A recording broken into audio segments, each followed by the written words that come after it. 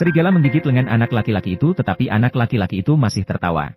Saat teman saya melihat kejadian ini, dia bergegas keluar sambil membawa pistol. Anak laki-laki itu berteriak padanya untuk meletakkan senjatanya.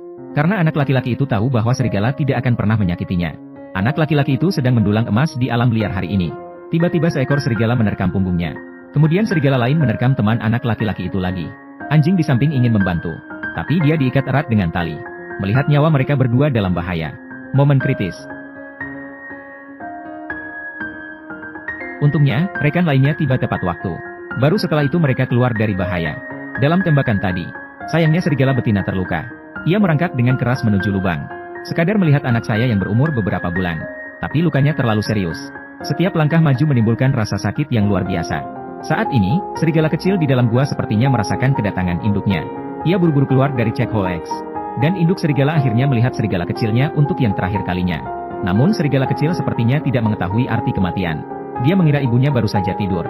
Jadi ia berbaring di atas induknya seperti biasa. Saat ini, salju lebat mulai turun di langit. Salju tebal dengan cepat mengubur tubuh ibu serigala. Dan serigala kecil itu akhirnya mengerti bahwa ibunya telah meninggalkannya. Serigala kecil menjadi yatim piatu dengan cara ini. Itu membuat tangisan sedih di tempatnya. Tapi tidak ada respon di antah berantah. Saat ini ia melihat beberapa teman. Ia hanya ingin mengikuti mereka. Namun para serigala menganggapnya masih terlalu muda dan tidak menerimanya. Sebaliknya, dia lari tanpa menoleh ke belakang. Serigala kecil yang lapar tidak punya pilihan selain terus mencari makanan di es dan salju. Tapi ada bahaya di mana-mana. Tiba-tiba ia meleset dari sasaran.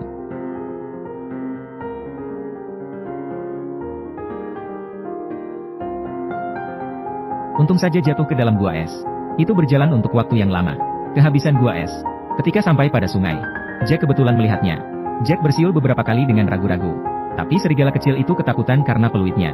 Ia harus mengalir ke sungai lain. Dan cukup beruntung bisa melihat beberapa ikan. Tapi ia tidak tahu cara berburu.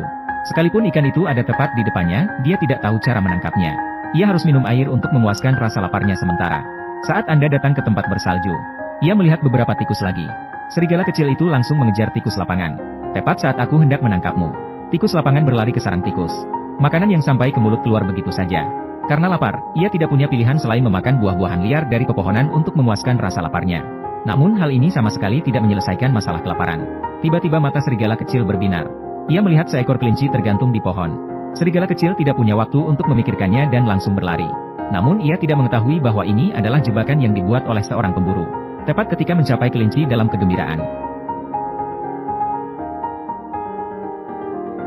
Si kecil malang itu digantung di pohon seperti ini. Segera, pemburu datang ke perangkap. Dia memotong talinya, meraih tengkuk serigala kecil itu. Lalu ikat leher serigala kecil itu dengan tali.